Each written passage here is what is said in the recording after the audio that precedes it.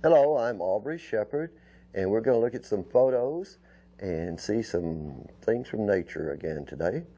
Might see something about monarch butterflies and birds.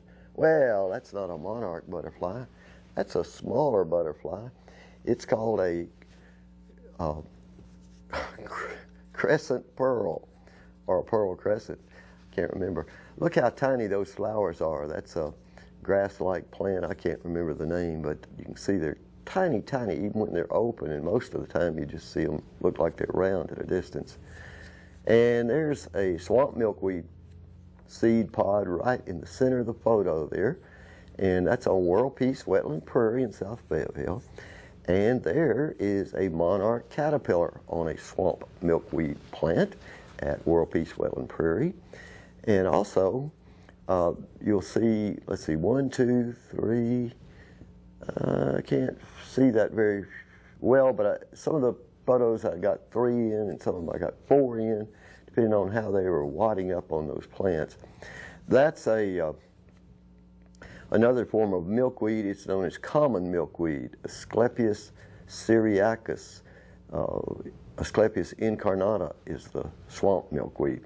Okay, you see a tiny, tiny moth there. It's a yellow and red moth right in the center. It looks like a berry on the screen here on the monitor. There you have yellow and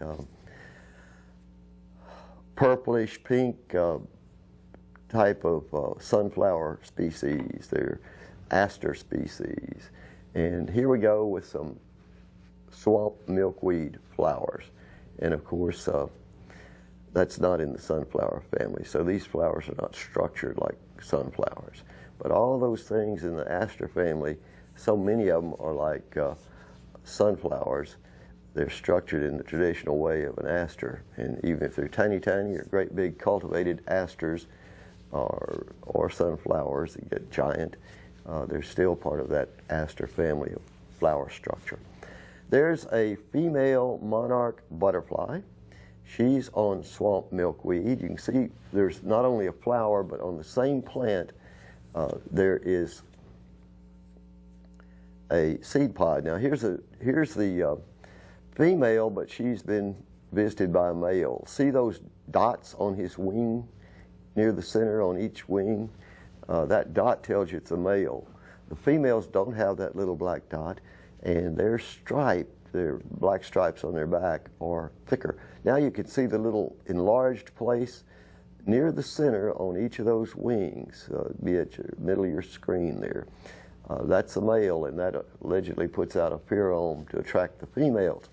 So this guy has met a girl, and they're hoping that in a few days she'll lay some eggs on this swamp milkweed, which, by the way, was growing in a very wet place because so many of them have dried up in the places that don't hold any water underground.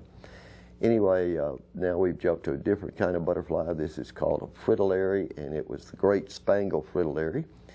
Here is a spider eating a very unlucky grasshopper. And I didn't pet that spider, but he's a beautiful creature. There he is from the other side. You can see his underbelly. Magnificent wolf spider category. That's a yellow flower. It's like the crown beard or the ice plant. It's one of the several species of in that family, and this one is happens to be yellow, and it's, in my experience, it's fairly rare. But the truth is, this time of year, there's so many yellows out in the field and around the edge of the woods that you can't be sure. What's important about that? That's gone to seed. It was a coneflower. Why am I showing you a picture? Because each of those little specks is a seed, and a bird wants it. And if you cut those down at this time of year, you're starving those birds. They'll be eating those till they're all gone. There's a phlox and beautiful plant. Okay, 1, 2, 3, 4, 5 milkweed caterpillars. That was early in the morning, before dawn Sunday. I think I got up at 4:30 or something Sunday morning. Went out to look at some of the caterpillars. Well, there is a chrysalis inside a little cage, a little plastic cage. That's what that caterpillar becomes, and then becomes a butterfly. he spends about 12 days in it as a chrysalis. That lady's Cindy Cope. She's the butterfly lady of Fayetteville, the Fayetteville in Bloom lady, who does so much volunteer work in this city. And Cindy has let me borrow that box so I could put some caterpillars in there to form chrysalises, so she could show them to school children. And she went to several classes last week and this week.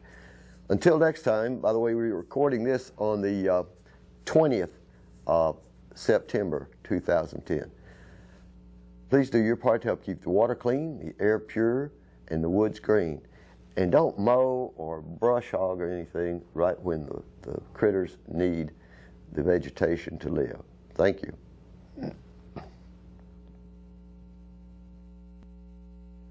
Hello, I'm Aubrey Shepherd again. This is my second short take recorded on the 20th of September 2010. And once again, of course, we'll have a few pictures.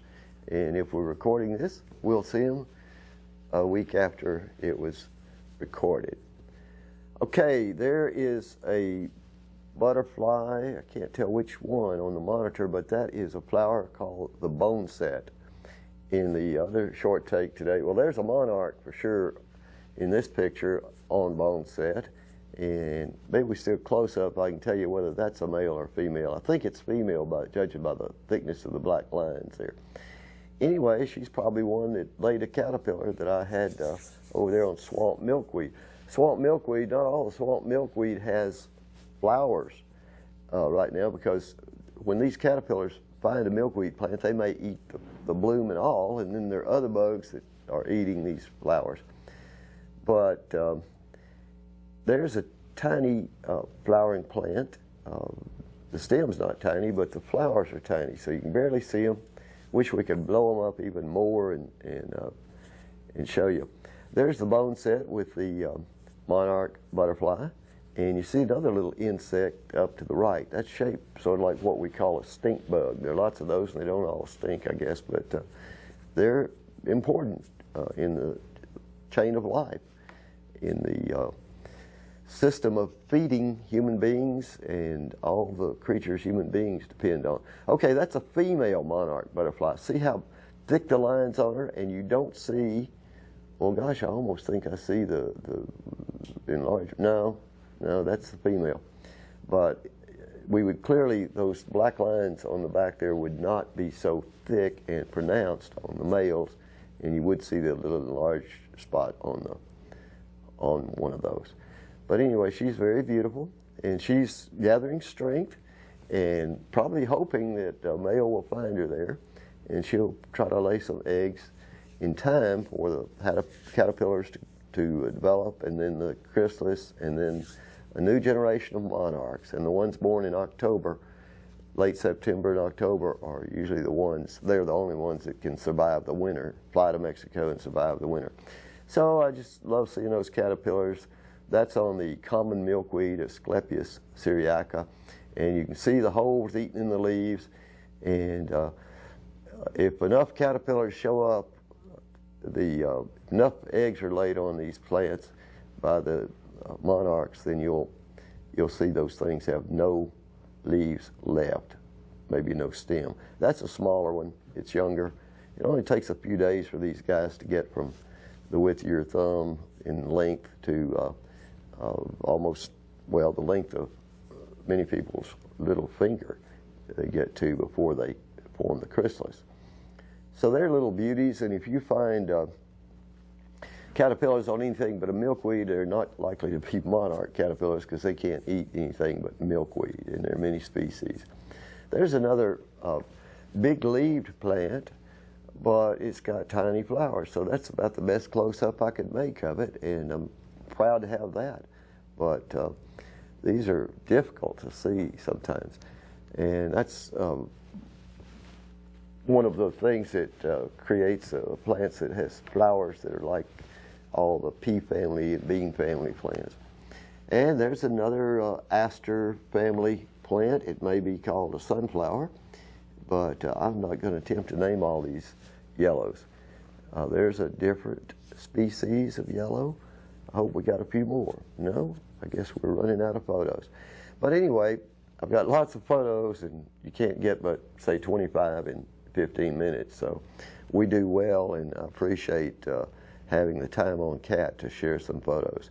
If you go to my website, AubreyShepherd.blogspot.com, or another is worldpeacewetlandprairie.blogspot.com, then you can see thousands more. I have 4,000 or 5,000 photos on Flickr site as well. So never get them all online, but it sure is fun trying.